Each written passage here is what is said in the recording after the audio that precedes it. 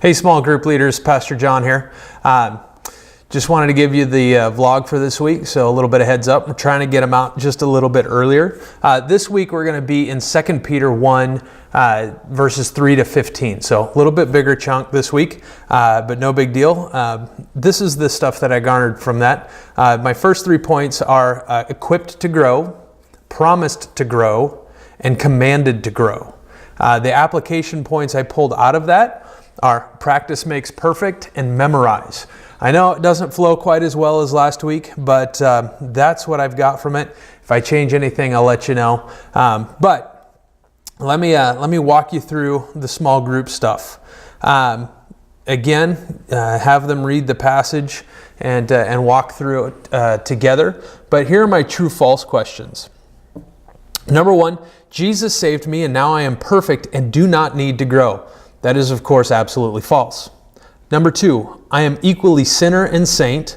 The journey I'm on requires much of me. The answer to that is true. Number 3, as a child of God, I am to demonstrate His character traits to the world. That is true. Number 4, Luke 2:11-12 tells me that God will give me what to say when I am questioned about my faith, so I don't really need to study God's Word. He will take care of it. Of course, we know that's false.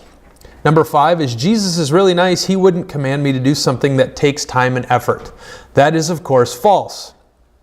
Number 6, by God's grace, I will grow to be more like Christ. In fact, if I am a true follower of Christ, it will happen because I will grow to love Him more and want to be more like Him.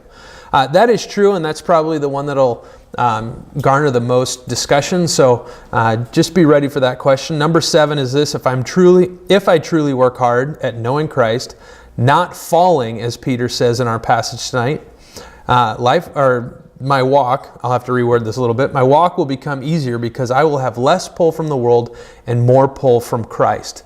That is true, and again, that one will probably garner a little bit of discussion. So I try and leave 1 or 2 of the true-false questions fairly enigmatic so that there's discussion time with those. So just be ready with that, and of course, attached to the email that I send you will be this small group sheet and the link to the vlog. The discussion questions for this week are this: if God is so powerful, why doesn't He just download all the things I need to know, like in the Matrix?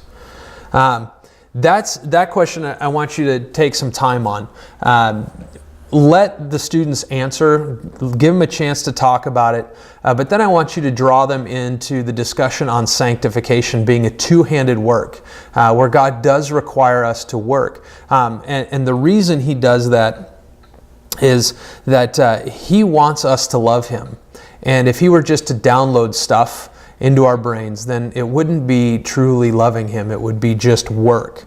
And so He wants us to rely on Him. He wants us to study to know.